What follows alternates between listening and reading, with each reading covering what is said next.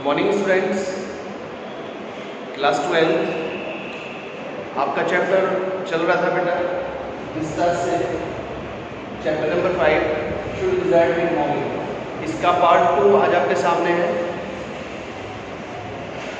अब तक जो आपने पढ़ा उसको एक बार में एक्सप्लेन कर लेते हैं।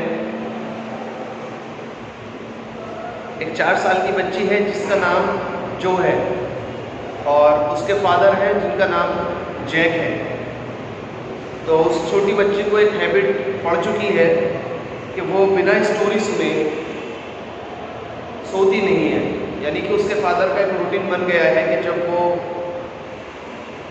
अपनी बेटी को स्टोरी कोई कहानी सुना लेते हैं तभी उसको नींद आती है। जो कि फैमिली के अंदर 4 लोग हैं, एक जो, एक उसका छोटा भाई है, एक उसकी मदर और उसके फादर। मोस्टली होता क्या है, जो के फादर जब भी जो को कोई स्टोरी सुनाते हैं उस स्टोरी के अंदर कॉमन नाम रोज़र रहता है। रोज़र नाम का कैरेक्टर जो है वो मोस्टली उस कहानी के अंदर पाया जाता है, चाहे तो वो किसी मछली की कहानी रही हो, चाहे वो किसी स्नेल की कहानी रही हो, यानी कि Roger fish, Roger squirrel, Roger skunk, Roger chipmunk. Roger नाम का कैरेक्टर उनकी कहानी में एवरी टाइम रहता है।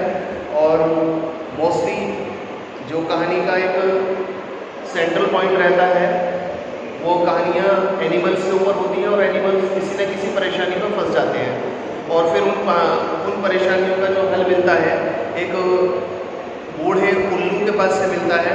बूढ़ा उल्लू उस एनिमल को किसी मैजिशियन के पास यानी कि एक विजार्ड के पास भेजता है, वहाँ जाकर के उसकी परेशानी हल होती है। अब जो कहानी इस चैप्टर के अंदर आपको बताई जा रही है उसके अंदर जो नाम का उस कहानी के अंदर रोज़र स्कंक नाम का एक कैरेक्टर है जो एक कीड़ा है और उसके अंदर बदबू आती है। और वो बदबू इतनी है कि कोई भी उसके पास रुकना नहीं चाहता। यानी कि रोज़र स्कंक नाम का ये जो कीड़ा है ये जब भी अपने दोस्तों के साथ खेलने के लिए जाता है तो सारे दोस्त इससे दूर दूर भाग जाते हैं और वो बेचारा रोता हुआ रह जाता है। अब होता क्या है, रोज़र स्कंक नाम का जो ये कैरेक्टर है, ये एनिमल है, ये रोता हुआ बूढ़े उल्लू के पास पहुंचता है और अपनी परेशानी बताता है कि मेरे सामने ये दिक्कत है कि मुझ में बदबू आती है। इस बात को वो उल्लू भी एक्सेप्ट करता है कि हाँ तुम्हारे अंदर बड़ी भयंकर बदबू है। इस बात को आप अगर दूर करना चाहते हैं तो मेरे पास में एक रास्ता है, मैं आपको बताना चाहता हूँ कि तुम दूर जंगल में एक जगह चले जाओ, वहाँ पर तुम्हें मैजिशियन मिलेगा और वो मैजिशियन आपकी इस परेशानी को दूर कर देगा, लेकिन वो बदले में तुमसे कुछ पैसे लेगा। खैर, रोज़र स्कंक नाम का जो क्रिएचर है, वो कीड़ा जो है, वो उस जादूगर के पास पहुंचता है। जादूगर को भी वो अपनी परेशानी से अवगत कराता है, अपनी परेशानी बताता है और वो जादूगर उससे कहता है कि हाँ वाकई में तुमने तो बहुत बुरी स्मेल आती है, लेकिन अब तुम मुझे ये बताइए कि तुम किस तरह की स्मेल अपने अंदर लाना चाहते हो। तो वो कहता है कि मेरे अंदर ऐसे खुशबू आ जाए जैसे कि गुलाबों की खुशबू होती है, रोज़ की। अब वो मैजिशियन अपना जादू चलाता है और जादू चलाने के बाद उस कीड़े के अंदर वो गुलाबों जैसी खुशबू आनी शुरू हो जाती है। अब वो जब चलने को होता है तो मैजिशियन उससे कहता है कि भाई मैं इस काम की फ़ीस लूँगा, मुझे फ़ीस दीजिए। अब वो मालूम करता है कि भाई आपकी फ़ीस कितनी। वो कहता है कि मेरी जो फ़ीस है वो 7 पेनीज़ है, लेकिन रोज़र स्कंक के पास सिर्फ 4 पेनीज़ होती हैं, यानी कि उसके पास में 4 पैसे होते हैं, वो 7 पैसे मांगता है। अब क्या होता है, अब वही मैजिशियन उसको एक रास्ता बताता है कि भी तुम फला जगह पर जाइए, एक गली है पतली सी, उस गली में जाइए और चक्कर लगाइए। तुम हर चक्कर पर वहाँ पर एक पेनीज़ पाओगे। इसी तरीके से तुम्हारे पास में 7 पेनीज़ इकट्ठी हो जाएंगी, तब आकर के आप मुझे उनको दे सकते हो। वो इसी तरह से करता है, वहाँ से पेनीज़ इकट्ठा करता है। इकट्ठा करने के बाद वो उन पेनीज़ को उस मैजिशियन को दे देता है और जब वो अपने घर पहुंचता है तो सारे जो साथी हैं उसके वो खुश हो जाते हैं कि भाई इसमें तो बड़ी अच्छी खुशबू आती है और सारे फ्रेंड्स उसके जमा हो जाते हैं। अब देखिए आगे क्या होता है। Page number 64। Yes, because this is very interesting, Rosa skunk, mommy said, what's that awful smell? What? And Rosa skunk said, it's me mommy, I smell like roses. And she said, who made you smell like that? And he said, the wizard. And she said, well, of all the nerve, you come with me and we are going right back to that very awful wizard. हाँ, क्योंकि ये बहुत अच्छी लग रही है, Roger skunk की mummy ने कहा, ये बहुत खुशबू क्या है क्या? और रोजर स्कंक ने कहा, मैं हूँ मम्मी, मुझ में गुलाब जैसी खुशबू आती है। और उसने कहा, तुम्हारे अंदर ऐसी खुशबू किसने पैदा की? और उसने कहा, जादूगर। और उसने कहा, ठीक है, पूरी शक्ति से तुम मेरे साथ आओ और हम वापस उसी भयानक जादूगर के पास जा रहे हैं। यानी कि उसकी जो मॉम है रोजर स्कंक की, वो उस खुशबू से खुश नहीं हुई। क्यों नहीं हुई? क्योंकि जो उसकी बेसिक पहचान थी वो खो चुकी थी और उसकी मदर नहीं चाहती थी कि उनकी पहचान खोए। आगे देखिए, जो set up her hands dabbling in the air with genuine fright, but daddy, then he said about the other little animal run away. Her hands skittered off into the underbrush. जो बैठ गई उसके हाथ वास्तविक में भय में घूमते हुए, लेकिन डैडी, फिर उसने दूसरे दूर भागे हुए जानवरों के बारे में कहा और उसके हाथ घुस गए छोटी झाड़ियों में। All right, he said, but mommy, all the other little animals run away. And she said, I don't care, you smelled the way a little skunk should have, and I'm going to take you right back to that wizard. And she took an umbrella and went back with Rosa skunk and hit that wizard right over the head. ठीक है, उसने कहा, लेकिन mummy, सभी दूसरे छोटे जानवर दूर भाग गए। और उसने कहा, मुझे परवाह नहीं, तुम्हारे अंदर ऐसी खुशबू आती है जैसी कि एक छोटे स्कंक में आनी चाहिए, और मैं तुम्हें अभी उसी जादूगर के पास ले जा रही हूँ। और उसने एक छतरी ली और रोजर स्कंक के साथ वापस चल पड़ी और उस जादूगर को और उस छतरी को जादूगर के सीधा सिर पर मारा। No, Joe said and put her hand out to touch his lips. Yet, even in her agitation, did not quite dare to stop the source of truth, inspiration into her. Then the wizard hit her on her head and did not change that little skunk back. No, he said, the wizard said, okay, the roser skunk did not smell of roses anymore. He smelled very bad again. But the little नहीं, जो ने कहा, मैं अपना हाथ उसके होठों पर रखने के लिए निकाला और उसकी उत्तेजना में भी सच्चाई के स्रोत को रोकने का साहस नहीं कर सकी। प्रेरणा उसमें आ गई थी। फिर जादूगर ने उसके सिर पर मारा और उस छोटी स्कंक का बदला नहीं, उसने कहा, जादूगर ने ओके कहा और रोजर स्कंक गुलाबों की खुशबू नहीं दे रहा था, वो दोबारा से पूरी खुशबू दे रहा था। बट द अदर लिटिल परंतु दूसरे छोटे जानवर Johnny, it's daddies story, shall daddy not tell you any more stories? Her bold face looked at him through shifted light. Aston nodded. This is what happened. Then Rosa skunk and his mommy went home and they heard woo woo, and it was the choo choo train bringing Daddy skunk home from Boston, and they had lima beans, pork chops, surly liver, mashed potatoes, and pie.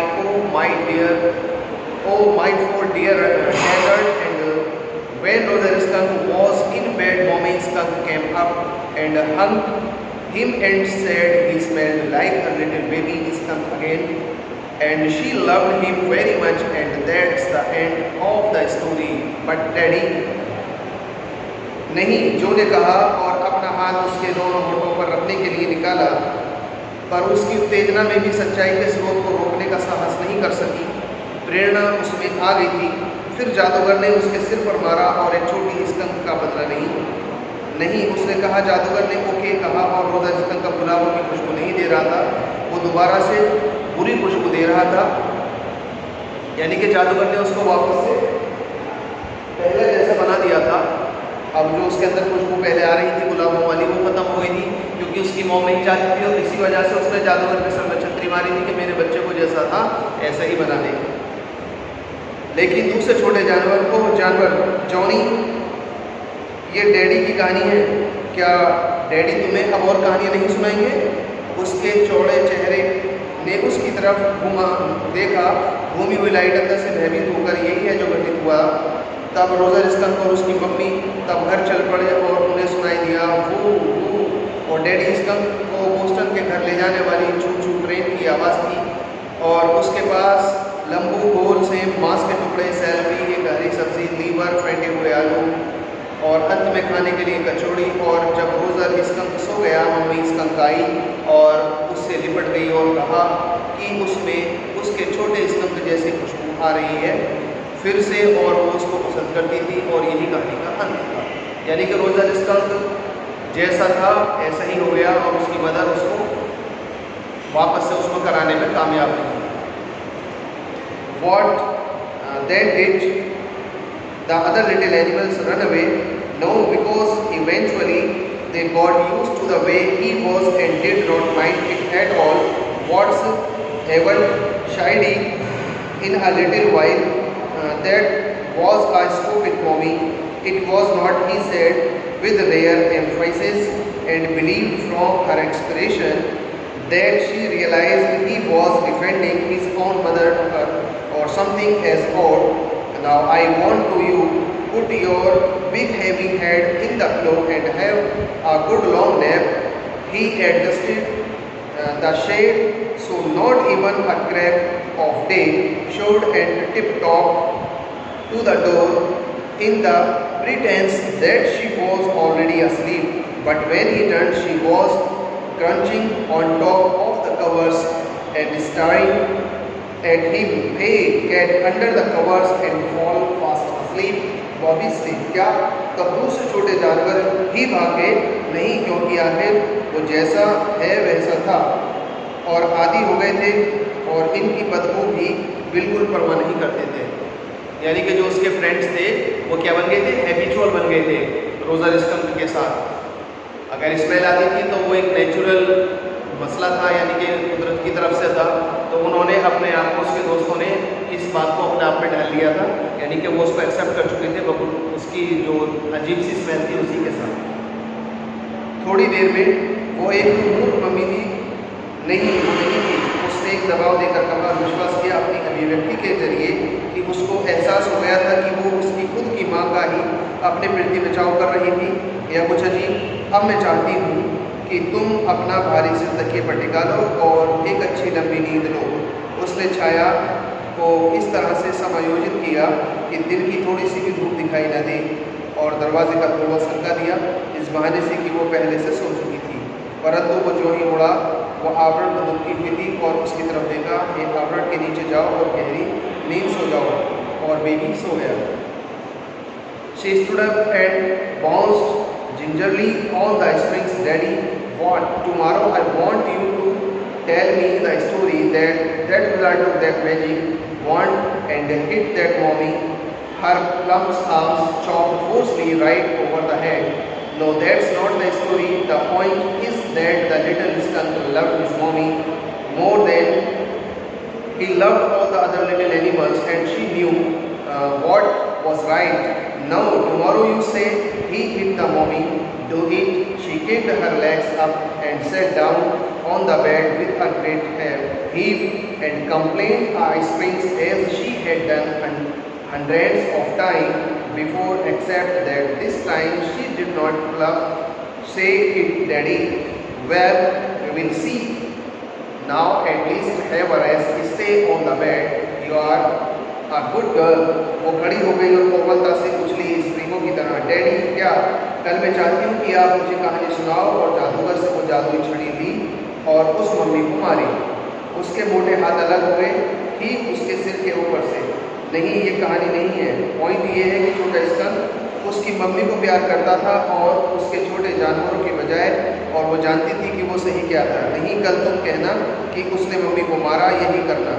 उसने अपनी टांगें ऊपर उठाई और bed पर बैठ गई और एक गहरी सांस के साथ ही स्प्रिंगों की शिकायत की, जैसा कि उसने पहले सैकड़ों बार किया था। बस इस बार वो हंसी नहीं। ये कहा, डैडी ठीक है, हम देखेंगे। अब कम से कम थोड़ा आराम कर लो, बेड पर ही रहो, तुम एक अच्छी लड़की हो। He closed the door and went downstairs. Claire had spread the newspaper and opened the paint can, and wearing an old shirt on top of her maternity smock was stroking the chair. Red with a dipped breast above him, footsteps vibrated and he called, Johnny, shall I come up there and spank you? The footsteps hesitated. That was a long story, Claire said. The poor kid, he answered, and with utter weariness watched his wife labor the woodwork, a cage of moldings and rails and baseboards. All around them was half full turned and half new ivory, and he felt caught in a ugly middle position. And though he as well felt his wife's presence in the cage with him, he did not want to speak with her, work with her, touch her, anything. उसने दरवाज़ा बंद कर दिया और नीचे चला गया। Clear ने एक अखबार फैला रखा था और पेंट का कैन खोला और एक पुरानी शर्ट पहने हुए कुर्सी की रेत पर पुरुष से पेंट कर रही थी।